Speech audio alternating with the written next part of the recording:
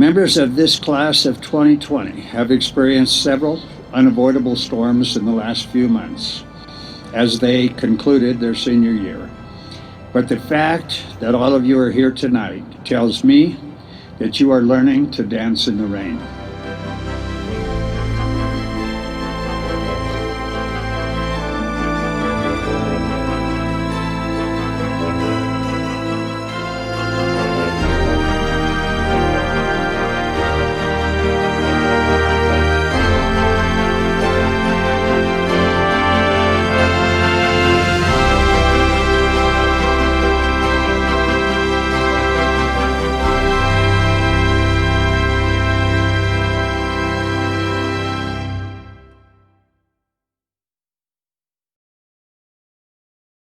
Hello everyone, my name is Christopher Shue, proud to be the interim superintendent of Jeffco Public Schools and your host for this special program about an individual who has had an incredible impact on our district over the course of a 51-year career in education. That individual is Ron Mitchell, who is heading off to a well-deserved retirement. Hi Ron. How are you, Christopher? I'm doing well, thanks for being here. It's a pleasure. Thank you for being here. I appreciate the fact that you're willing to have this conversation with me. I really do. It's an honor, sir. So you first joined Jeffco as a substitute teacher in September of 1969. I think I decided to be an educator actually sometime during college. I was interested in it the whole way, but as you know, if you're working on a degree, you better start selecting a career that comes out of that degree. And so, teaching was always there for me.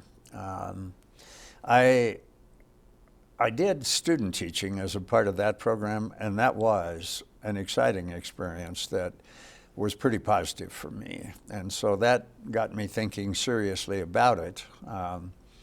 When I started as a substitute, that was the job that was available at the time, frankly.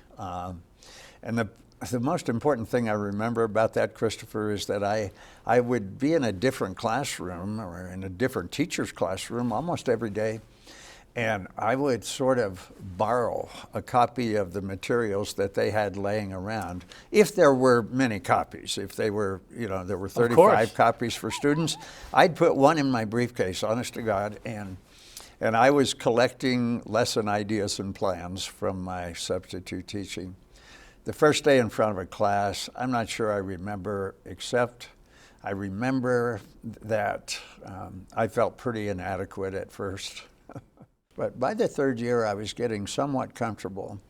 But I want you to know why I could get comfortable in 3 years. There were 4 teachers and a counselor in that school, and they became immediately my mentors, and they, for whatever reason, would not have allowed me to fail. They would let me come to their classroom.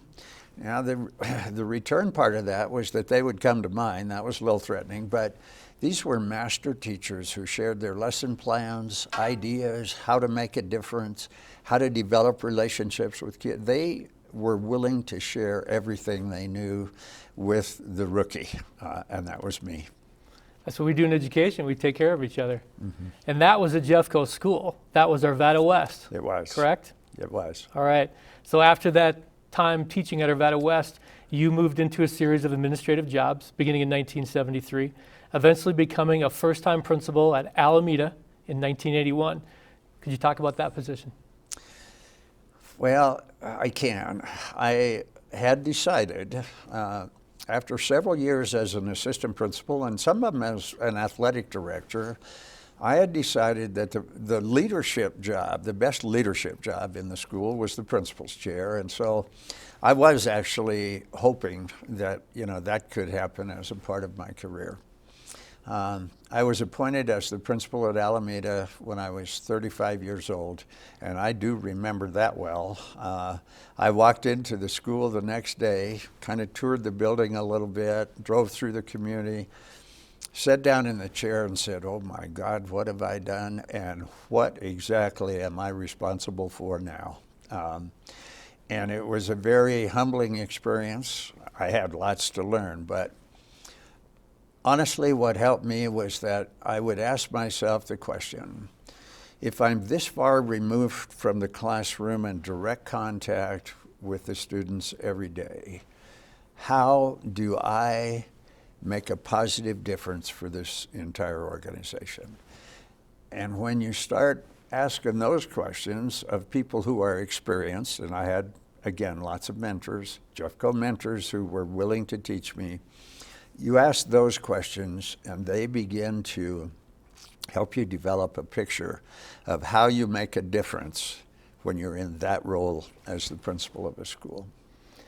Talk a little bit more about that, if you would, just for individuals who are administrators now or thinking about being administrators. You talked about making that impact and figuring out what it is that you could do to make a difference. Can you give any advice for our aspiring administrators or current administrators in Jeffco or outside of Jeffco? Well, that's a topic that we could spend hours on, Christopher, and you know, we don't have hours today, but if I try to bring it down to some significant statement, the one thing that you can work on from the principal's office or from the principal's role, you don't have that direct impact on students every day, but you can create an organizational climate, you can create a culture, you can help create expectations for staff and students and yourself. And the other piece that I would say was critical learning to me was that when things go well, for God's sake, give the people who made it go well credit for making it go well. Don't take the credit for yourself because you don't need to. If you give it to them, it will come back to you tenfold. That is sound advice. Thank you, sir. You're welcome. So we'll take a break and continue in a moment.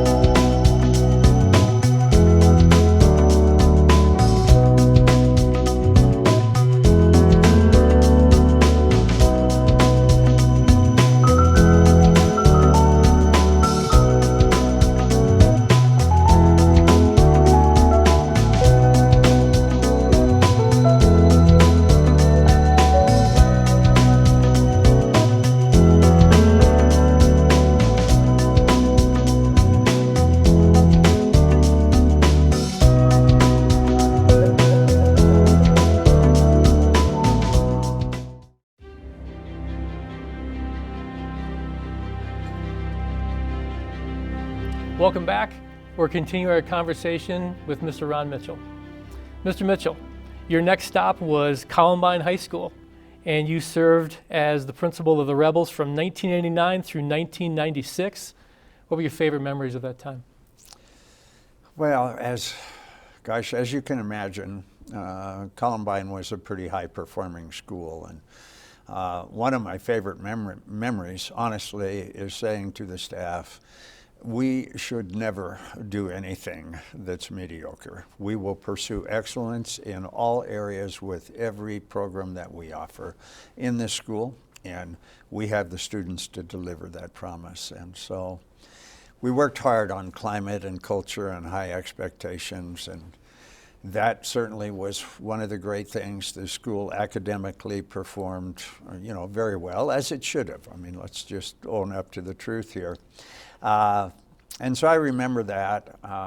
While I was there, the district, or we, passed a major, significant bond election, and Columbine was able to do a fairly extensive remodel of a school that really needed it back then. And I thoroughly enjoyed chairing the design advisory committee, and I think we did some good things with that building. I'll give the design advisory and the architects credit for that. But that was an exciting adventure. And a lot of people, that school was just doing extremely well. And it really was one of Jeffco's highest performing schools. But a lot of people ask me, well, how about the Columbine tragedy? And Christopher, I actually missed that by 2 years, just 2 years.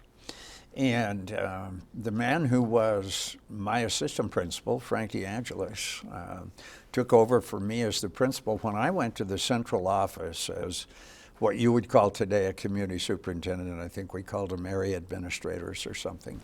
And so, Frank was the principal during that tragic time.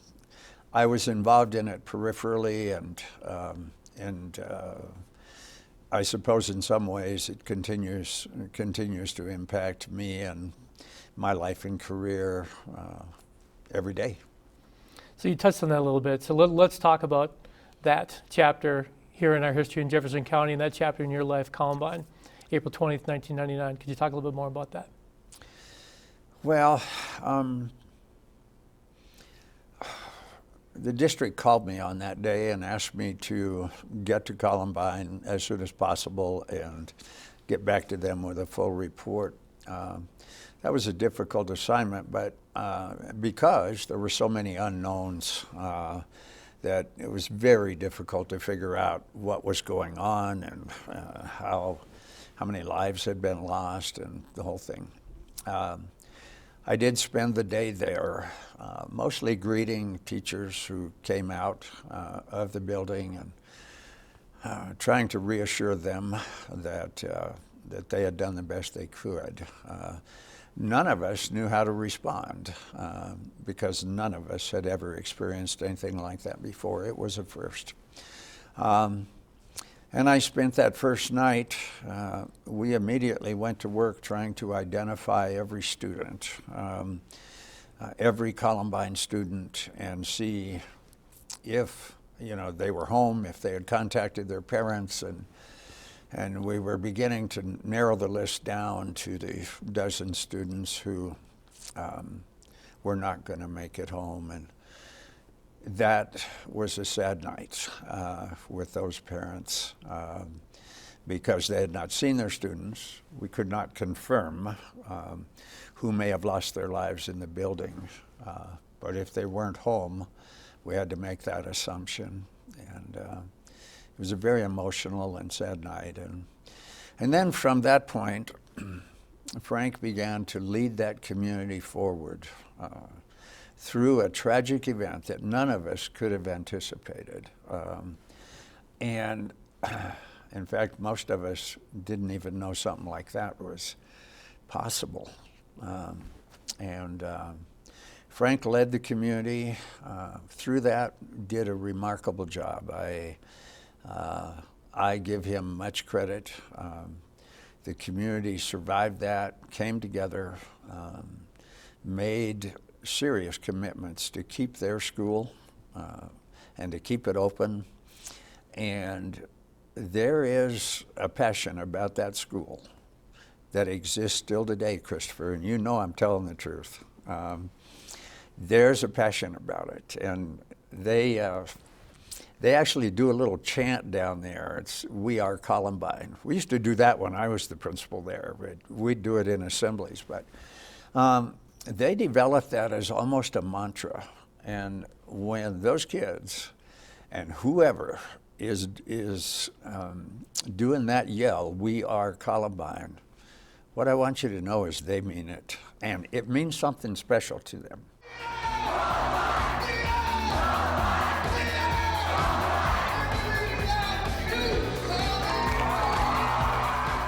Post generations have adopted and accepted that that tragedy happened in their school, and they are part of maintaining hope and promise and creating an atmosphere where it cannot happen again.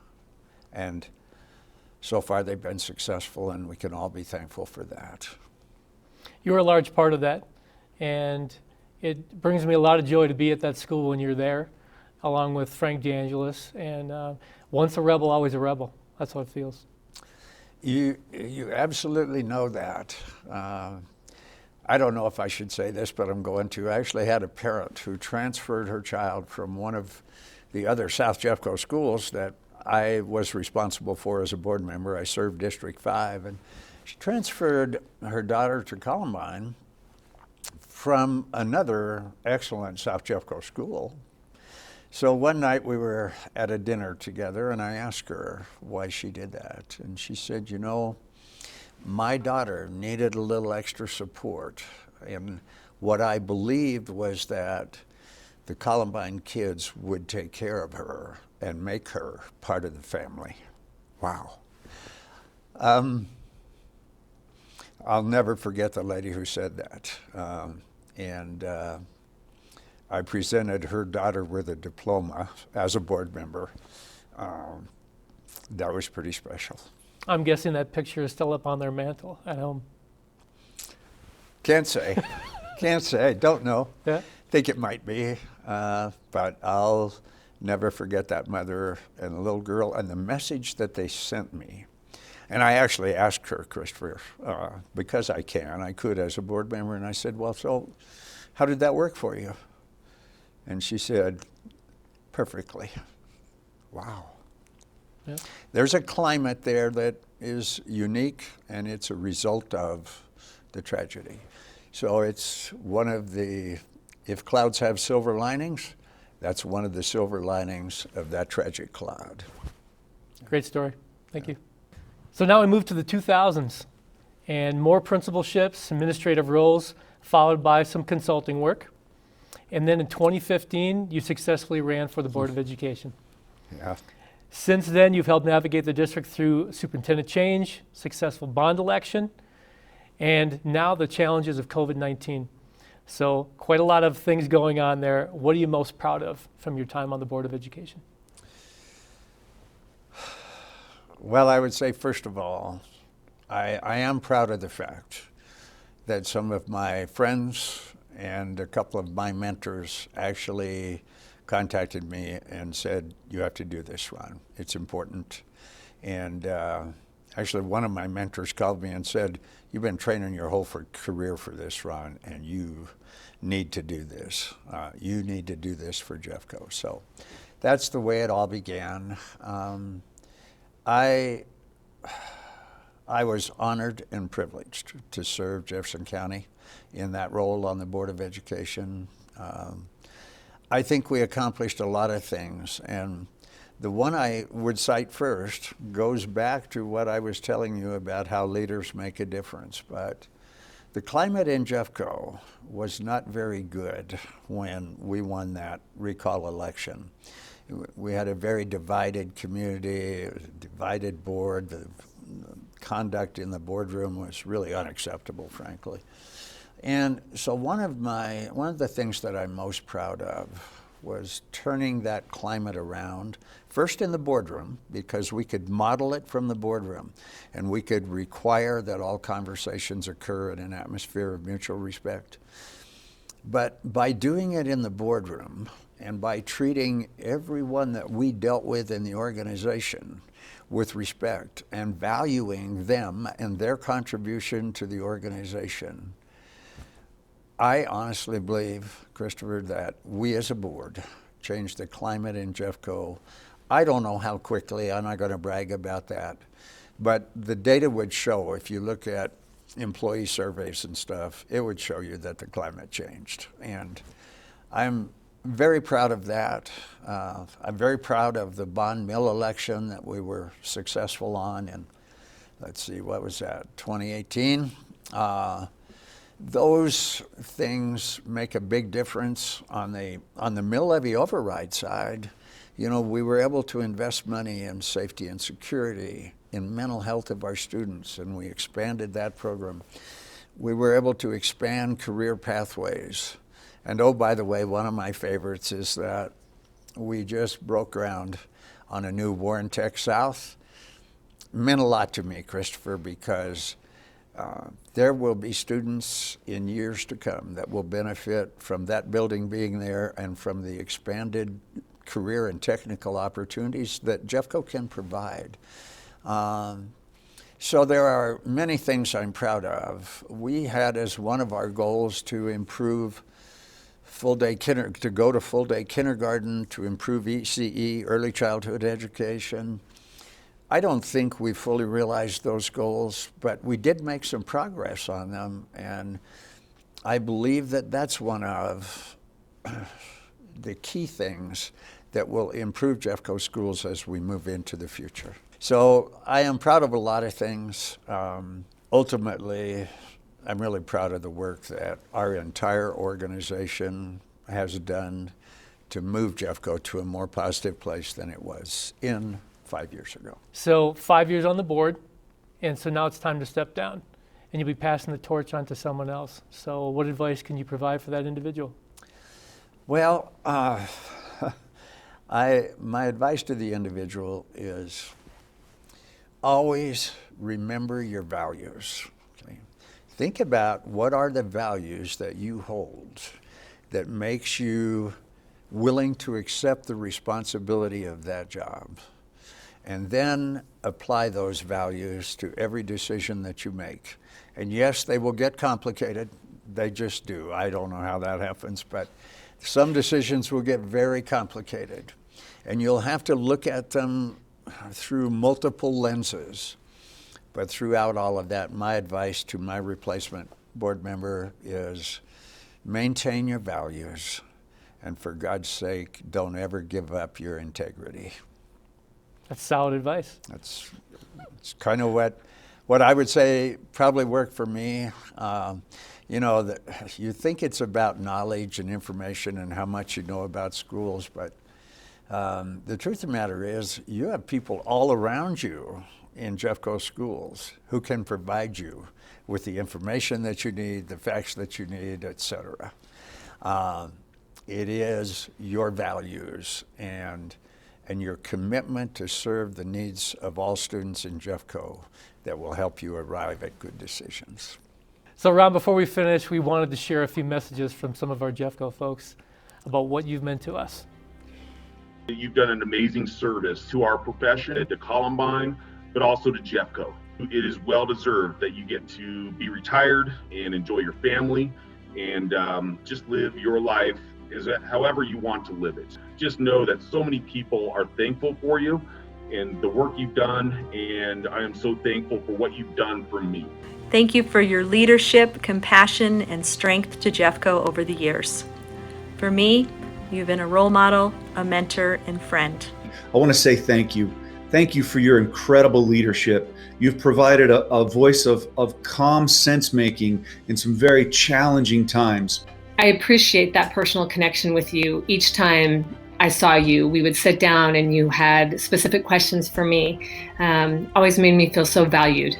Hearing about your service during the Vietnam War, and really appreciate that. And I share that with you in my own experience in the Marine Corps. And you were just as dedicated to Jeffco schools as you were to our country. Many traits of your leadership remain throughout the school district, and from principal to principal, we all learned from some of the best that you taught, and so that legacy lives on.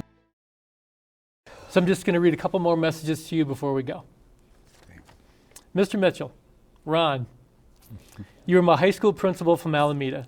I enjoyed those years as a student and appreciate how you ran everything. I had an incident in a band room and broke my nose. After my mother gave you an earful, you knew who I was and my name, and you always smiled and said hi to me. I love that. Even though I'm sure you were trying to prevent another encounter with my mom or legal action. Pretty funny, 34 years later.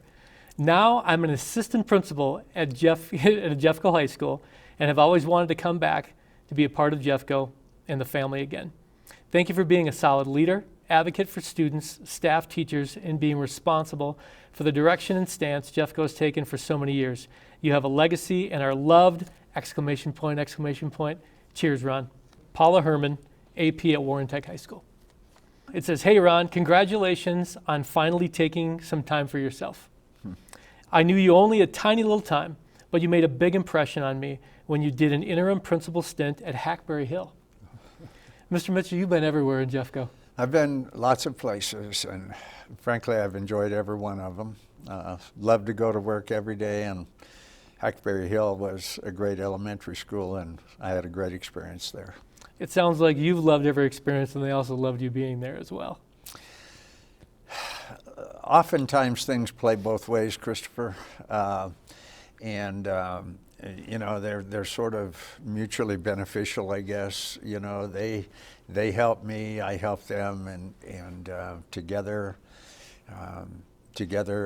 we try to leave the organization in better shape than we found it. It's been a theme in this conversation for sure. Mm-hmm. The rest of her letter. Always the professional and always as willing to listen and learn and say how it should go. I will never forget the day you asked me into your office, closed the door, made me wonder what awful thing I'd done. And very nicely you said, the 6th grade teachers want to send a note to parents telling them to make sure their kids shower daily and use deodorant.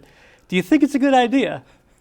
Well, the note did not go home, and from that moment on, I always appreciated you more than you'll ever know. I hope you get to sail the seas for the rest of your many, many, many, many years. Cheers, Vicki Seaman, Health Aide at Hackberry Hill. Wow. Now the school secretary at Stevens. 51 years, Ron. You are a gem. You are a legend in Jeffco. Thank you for everything you've done. You've talked about all of your experiences, and I want you to know you have made a difference in the school district. You have made our school district better. And through all the stories from the individuals, they're telling you that you've made a difference in their life. And I want to thank you for that on behalf of them. You talked a lot about how people have helped you throughout your career, and they were mentors to you. And then you even talked when you became a board member, you actually had people calling you, and you said they were mentors to you as well. So it seems like that cycle never ends. And I want to end by thanking you. You've been a mentor to me as well. I appreciate the time you've given to me and the advice you've given to me, especially in this position that I have now. So thank you for that. Well, thank you, Mr. Shue. It's been an honor and a privilege, and I've enjoyed every minute of working with all of you. I've actually enjoyed every minute of this interview. You've been pretty supportive, Christopher, and thank you for that. I guess if I'm closing this, I would say you thanked me. You're welcome. But the truth of the matter is, being a part of Jeffco has enriched my life in ways that I probably couldn't even explain, but I'm thrilled by them.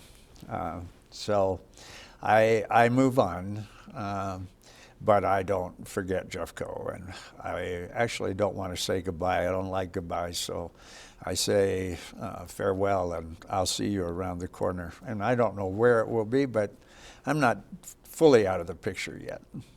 We have a saying, you never leave Jeffco. No, you can't. I wouldn't know how to do it. My wife's worried about that. She's worried I'm going to be bored.